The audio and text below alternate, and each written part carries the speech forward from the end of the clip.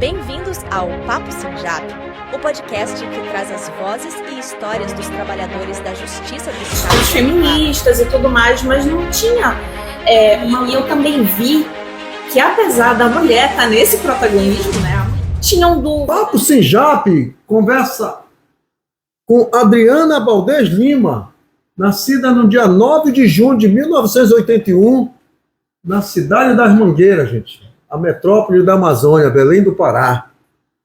E chegou no dia 24 de junho de 2005 para ser analista judiciária como psicóloga do Tribunal de Justiça. Tá? E assim, trabalhou no psicossocial por muitos anos. É formada em psicologia na Universidade Federal do Pará.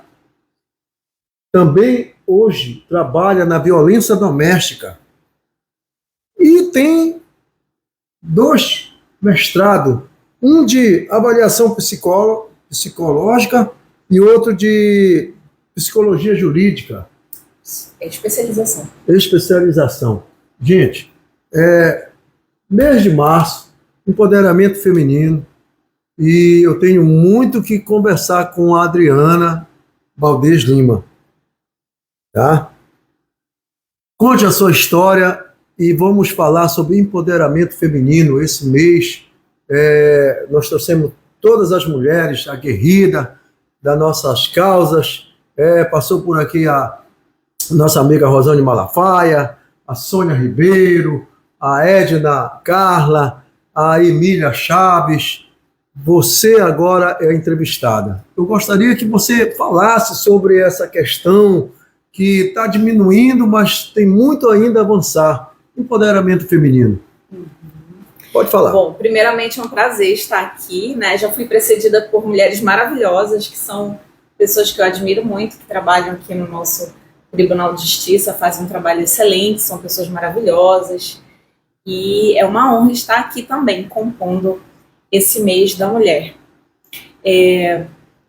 Mais cedo eu estava falando com a Alfaia que essa questão de trabalhar sobre a violência contra a mulher, ela foi surgindo aos poucos na minha vida, né? Na época que eu fiz a faculdade, a gente não falava tanto sobre essas questões de gênero, era algo que não era tão enfatizado. Era um tabu, na verdade. Na época a gente já tinha alguns feministas e tudo mais, mas não tinha... uma luta contra o assédio, contra o abuso, sabe? Não tinha exatamente essa leitura que a gente tem hoje de como a nossa sociedade é mais patriarcal, como ela prioriza algumas questões mais masculinas em detrimento das femininas, enfim. E aí, quando eu comecei a trabalhar no juizado, foi que eu comecei a ter uma ideia sobre isso. E aí, coincidiu mais ou menos nessa época que eu queria engravidar, queria ter meu filho. E eu também vi que, apesar da mulher estar nesse protagonismo, né, a mulher que pare, a mulher que tem o filho, ela não é considerada. Então, quem determina as coisas que vão acontecer são os homens. Como é que está a palavra dessa mulher paciente no hospital? Como é que está essa questão da criação dos filhos? Isso eu já comecei a perceber algumas problemáticas. Comecei a conversar com algumas outras mulheres que estavam passando por essa situação. E aí foi quando eu comecei a entender sobre violência obstétrica, e que é uma violência gravíssima contra a mulher e que acaba sendo contra a criança também. O que a gente observa, Adriana, que nesse período todo, a gente vê, a gente vai ter que elencar, né? Por exemplo, igualdade de gênero. Hoje é uma palavra muito usada. O que realmente é igualdade de gênero? O que a gente busca é que as mulheres tenham os mesmos direitos, né, tenham acesso às mesmas questões que os homens, que tenham essa igualdade. A gente sabe que tem diferenças, e o gênero é um conceito que traz um pouco isso, então que o homem costuma... A ideia que a gente tem, o homem costuma estar mais em posições de poder. Mas por quê? Somente porque ele é homem ou porque a sociedade determina dessa forma? Tem alguma coisa a mais que ele tem, que a mulher não tem, que ela não pode estar nessa questão? A questão também é de então, consciência. Mas aí essa igualdade de gênero, ela é justamente a busca por essa consciência, pela conscientização da sociedade. Sim, o que a gente observa é o seguinte, aqui no Amapá, gente, olha o dado de estatística, 52% da população é formada por mulheres. Mas quando você vai para direção de mulheres, são 12% somente que tem cargos importantes. Só para você ter uma ideia, são 24 deputados estaduais, são 7 mulheres. Isso equivale a 28% da população, ou seja, a mulher não vota em mulher. Outra questão também que a gente pode ver os números são muitos pequenos. A mulher precisa seu espaço político, seu espaço profissional, seu espaço social. E aí a gente vê que existe um assédio moral, um assédio sexual, essa questão também que você falou agora, da violência obstétrica. Explica aí para as pessoas que estão nos ouvindo sobre outra violência que é muito alarmante. Aqui no Amapá é a violência patrimonial. E todas essas, verbal, violência física, sexual principalmente, elas são todas contra as mulheres. Explique como é que está sendo trabalhado isso, pelo menos no seu trabalho aqui na Justiça, na violência doméstica. Pois é, a Lei Maria da Penha, ela dispõe sobre 5 tipos de violência, né? Que é a violência física, que é aquela que a gente vê mais, que traz traumas físicos, que é empurrar, bater, dar soco, machucar a mulher. Então, que é a violência que está mais patente, né? E tem a violência sexual, que também a gente ouve muito falar, mas a gente ouve muito falar na violência sexual quando a gente fala em estupro, por exemplo. Então, uma violência gravíssima. Mas não se fala, por exemplo, na questão de você privar a mulher dos direitos reprodutivos. Por exemplo, um homem que fura a camisinha para que aquela mulher engravide e permaneça com ele, sem falar para ela, eu usei proteção. E ela acaba engravidando quando ela não estava planejando aquilo e acaba se prendendo naquele relacionamento. Isso é uma violência sexual. Quando o homem casado com a mulher acredita que ela deve a ele o ato sexual somente porque eles são casados, isso é uma violência sexual. A gente chama de estupro marital. E é muito mais comum do que a gente imagina. E as mulheres, às vezes, se submetem porque elas acreditam que é normal. Quando o normal, na verdade, é você ser respeitado nas suas vontades, nas suas atitudes. E aí também temos a violência patrimonial, como você falou, que também é algo que não é muito falado, né? Mas, por exemplo, aquela mulher que trabalha fora e tem o salário dela, mas quem recebe é o marido. Aquela mulher que tem um artesanato, vende um produto, mas quando a gente vai pagar, vai no Pix do marido, vai para a conta dele, porque nem conta do banco ela tem. Que ela acredita que não pode ter, porque, enfim. Aí a gente vai vendo, né, as criações que a gente tem. Porque o homem lida melhor com o dinheiro? Será que o homem lida melhor com o dinheiro? Ou porque a gente é ensinada desde cedo que a gente não sabe, não é boa de matemática? Então é muito importante a gente trabalhar isso desde cedo. Aí tem a violência, falei da física, da sexual, da patrimonial, a psicológica. É uma violência que ela está por trás, por dentro e entre tudo. É uma violência difícil de detectar e, ao mesmo tempo, é a que mais paralisa a mulher para sair de uma relação. Porque é aquela violência em que o homem faz ela acreditar que ela não é capaz, que ela é feia, que ela não consegue ter outros relacionamentos, que ela é burra, que ela nunca vai conseguir ser amada como ele a amou, a ama. Enfim, é uma violência que vai minando a autoestima dela. Sim. E a violência moral, que também a gente vê muito hoje quando a gente fala de calúnia, difamação, problemas na internet. Por exemplo, um homem que fala no Instagram que aquela mulher interesseira, que ela só queria se aproveitar dele, que, enfim. Esse tipo de violência atinge a imagem social dela. Então, é uma violência moral. O que a gente observa, gente, é que tem uns dados, ela falou estupro. Em cada 8 minutos no país, uma mulher é estuprada. Em cada 2 horas, uma mulher é morta no feminicídio. E aqui no estado do Amapá, pasme você, gente, 86% da violência doméstica acontece dentro do lar. E outro dado estatístico interessante é que 92% dessa violência acontece na parte da noite. São alarmantes esses quadros de violência contra a mulher. Agora, me diga uma coisa, Adriana Valdez, sobre a central de atendimento, esse 180, ele funciona? Como é que funciona? Enfim, explica um pouquinho para a gente. O 180, ele é um serviço que é mais de informação. Então, eu tenho alguma situação que eu não tenho certeza se é violência, se não é violência, eu ligo para o 180, me informo. Eu quero saber onde tem pontos de atendimento para a mulher que está sofrendo uma violência. O 180 é um serviço nacional que traz essa informação para você. Agora, se está acontecendo algo grave, se você precisa de ajuda policial para sair daquilo, o número é o 190. O 190 é o número Polícia Militar, né? Isso. Certo. Que é quem vai agir para proteger aquela mulher no momento em que ela está sofrendo violência. Gente, outro dado estatístico também, inclusive é um trabalho, a ONU, em 2030, ela vai realizar um grande encontro e a ideia dos países, né, desenvolvidos principalmente, é acabar com a pobreza, acabar com algumas doenças como a AIDS, e existe uma agenda lá, o Objetivo de Desenvolvimento Sustentável 5, que quer realmente igualar esse direito da mulher, que todas as mulheres tenham acesso à educação. Você pode falar um pouquinho sobre essa questão?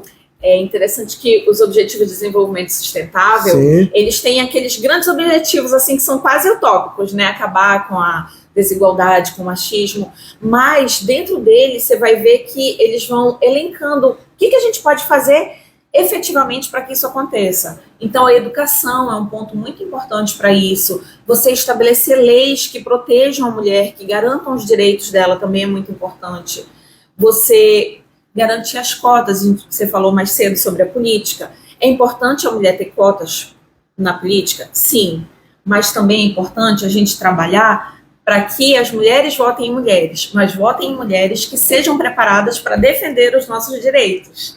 Então, é todo um trabalho de educação, de informação que precisa ser feito para a gente chegar nesses objetivos, né? Adriana, você chegou em 2005 e em 2010 chegou um outro serventuário da Justiça, do qual você se apaixonou e casou com ele, né? Hoje você vive 14 anos, é isso? Conte aqui um pouquinho. Inclusive, gente, no período, em junho, quando tiver um namorado, eu vou trazer aqui uma roda de pessoas que hoje trabalham no judiciário, que são marido e mulher, né? Aqui nós temos a Eutália com o Fernando, nós temos a Luciana com o esposo dela, e eu conheço a Cleide com o Aristo, tem muitos colegas nossos, tem a Karine, né, com o Mário, enfim, são muitos amigos, colegas nossos de trabalho que casaram com a colega de trabalho. Você é um caso desse, não é isso? É isso mesmo. Eu já trabalhava aqui no tribunal, né, e aí chegou este rapaz lá. Sim. E aí foi muito engraçado, porque o pessoal, você tá solteira, ele tá solteiro, e vamos juntar. Então, judiciários e namorados. Interessante. E aí hoje nós temos 2 filhos, estamos aí. Que legal. Juntos, unidos, graças a Deus. Casaram? Vamos casar. Oh, que legal. Gente, esse Papo Sem Japa é justamente isso. Além de nós sermos servidores da justiça, nós temos uma vida, nós temos um trabalho geralmente paralelo, nós temos religiosidade, nós temos serviço de voluntário. Muita gente passou por aqui falando sobre essas questões. E, Adriana, você pratica também o Clube do Livro. Fale um pouquinho para nós como é que funciona. Inclusive, gente, a gente está vendo aqui, deixa eu passar aqui na tela, olha aqui, ó, tá? Não sei se você está vendo, é o Clube do Livro, é isso? É isso mesmo. Como é que funciona? O Clube do Livro foi uma ideia que a gente já tinha antes, eu e uma amiga, a Karen. Nós gostamos muito de ler, e a gente sempre trocava. E aí, há muito tempo, antes até de ter filhos, eu já tinha feito um Clube do Livro presencial, em Macapá, só na casa dos amigos, sabe? Certo. E foi muito legal.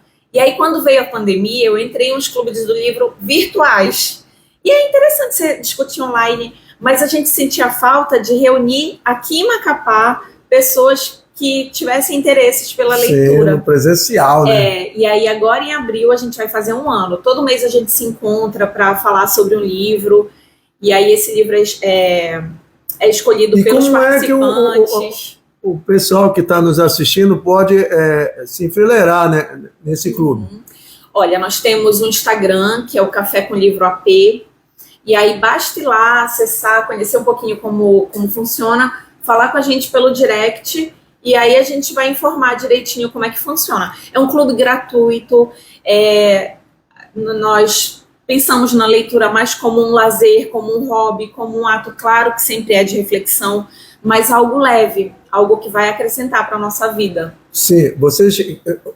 O que eu entendi é que vocês lêem o livro e depois tentam esmiuçar ele, compartilhar... Trazer as impressões, isso. Interessante. E é interessante porque já lemos de tudo, né? Lemos autores internacionais, autores nacionais, sim. E essa última leitura foi muito interessante, que foi um livro do Nego Bispo, que foi faleceu recentemente, e A Terra Dá, a Terra Quer, e fala dessa questão do nosso envolvimento com a terra, da cultura, da necessidade da gente olhar para os povos originários, de entender um pouco aquela cultura que é nossa também, mas que com essa urbanização a gente acaba perdendo as raízes. Então foi muito interessante, e mais interessante é que sempre tem, eu gostei, eu não gostei. Esse daí foi unanimidade, todo mundo amou, foi muito bom.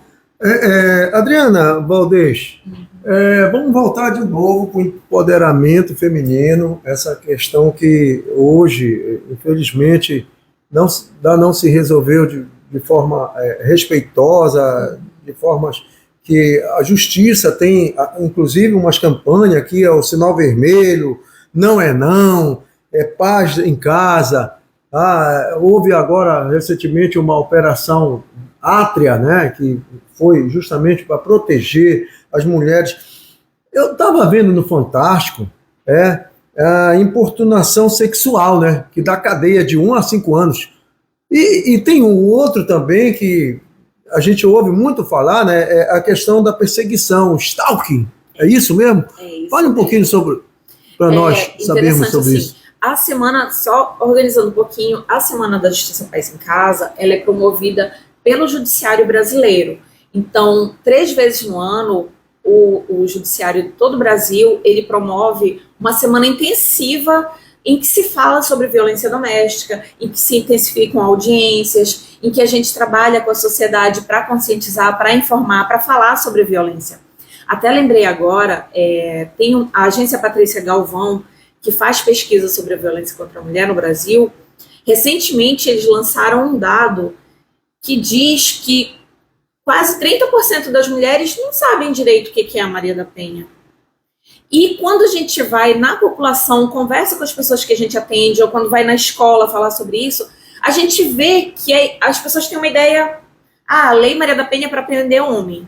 E, na verdade, a lei é uma das melhores leis do mundo que fala sobre essa questão da violência contra a mulher. Porque ela não pensa só na punibilidade, né? Ela também fala sobre educação, fala sobre a prevenção. Então, ela é uma lei muito completa e muito boa. E o judiciário, ele trabalha para que ela seja cada vez mais ampla, para que ela alcance toda a sociedade e, principalmente, que a gente consiga prevenir para que essa violência aconteça. Me diga uma coisa... Para que ela não aconteça, desculpa. Adriana, me diga uma coisa. Você falou aí sobre a violência patrimonial. Uhum. A Sônia Ribeiro, que é coordenadora das mulheres, falou aqui que existem uns trabalhos, uns projetos que estão sendo colocados em prática. Inclusive, você foi agora na jornada fluvial, lá no Bailique, que foi a 146ª da série, que leva vários trabalhos, tanto do judiciário quanto dos parceiros, e que vocês... Qual é o trabalho feito por vocês da violência doméstica lá com relação a esse projeto? Olha, aqui na violência doméstica a gente atende processos. Então, mulheres que entraram com medidas protetivas e a gente precisa verificar se essa medida está sendo cumprida ou não. E aí a gente tem que fazer uma investigação psicossocial sobre como é que está a família nisso tudo, né? Então, lá no Bailique, eu fui atender alguns processos específicos daqui de pessoas que moravam lá. Algumas partes moravam lá. E aí nós também fomos dar apoio à Coordenadoria da Mulher, que faz esse trabalho de prevenção, de informação. Então, nós também atendemos mulheres lá que tinham dúvidas ou estavam em situação de violência e que precisavam dessa nossa orientação. Além de atender as mulheres, nós também atendemos os homens. A gente faz um trabalho dentro do processo, mas também fora, como prevenção e como educação, que é dos círculos reflexivos. Então, aqui em Macapá, nós temos uma parceria com a Secretaria da Mulher e junto com o Camuf, né, em que nós fazemos esses grupos e a gente trabalha vários temas que eles trazem. E é algo, assim, muito transformador para nós, como facilitadores, e também para os homens, é o que eles trazem para a gente. Então, lá no Bailique, a gente quer começar a fazer isso também. Porque a gente vê que é uma população que é pouco assistida pelo poder público, pela distância, pela dificuldade. E aí, quando a justiça e os seus parceiros vão até lá, a gente está levando garantia de direitos para eles. E essa assistência de ter uma escuta psicológica, de ter orientação psicossocial, isso é essencial.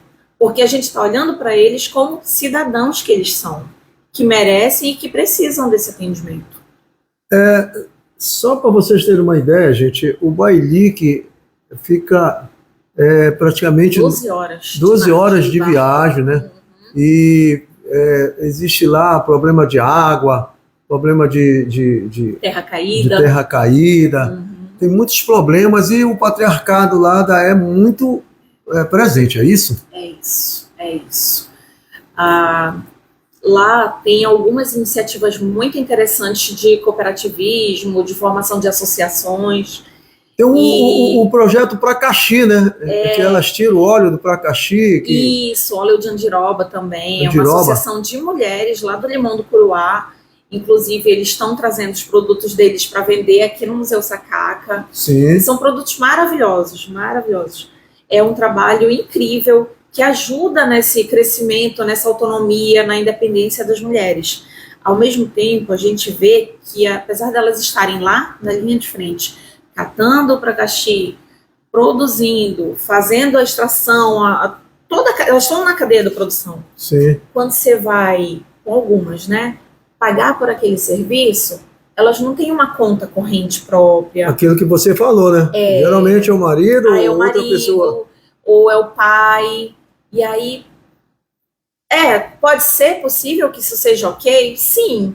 Mas por que essa mulher não tem a própria conta para que ela hoje é tão faça, fácil, né? Você a gestão dos seus recursos? Documento de identificação para abrir uma conta, né?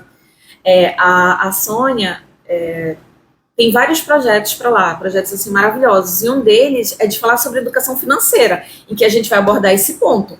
E a educação financeira, ela previne a violência patrimonial, porque a mulher já vai estar atenta a quando tiver sinais de que isso possa acontecer. Sim, e a importunação sexual, fale um pouquinho sobre o que é importunação sexual, gente, que essas palavras estão muito presentes hoje, né? Stalk, violência patrimonial, violência obstetra, né? São palavras que não existiam antigamente, estão sendo implementadas. Os atos existiam, mas as palavras não eram denominadas. A importunação sexual, o que a importunação sexual é quando você pega a palavra importuna, quando você incomoda, quando você passa do limite em relação a alguma mulher. Às vezes as pessoas falam assim, agora não pode mais nem fazer fifio. Nunca pôde, nunca deve poder. Né? Falta de respeito, né? E aí quando você assedia uma mulher em público ou passa a mão, é uma coisa que acontece muito nos transportes públicos, né? Em ônibus, principalmente coletivo.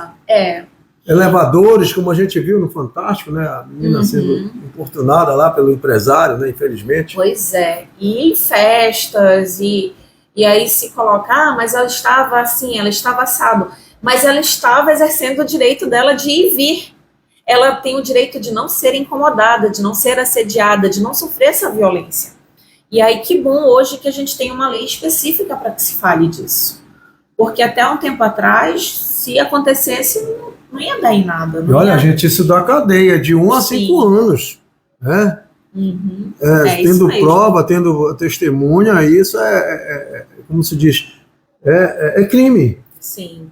E aí também, hoje essa mulher ela tem acesso a outros serviços de, por exemplo, um aconselhamento psicológico, uma orientação psicológica, porque deixa marcas, né? Você Sim. fica com medo de sair de casa ou medo de se relacionar com outras pessoas, causa depressão, ansiedade, está tudo relacionado a essas violências.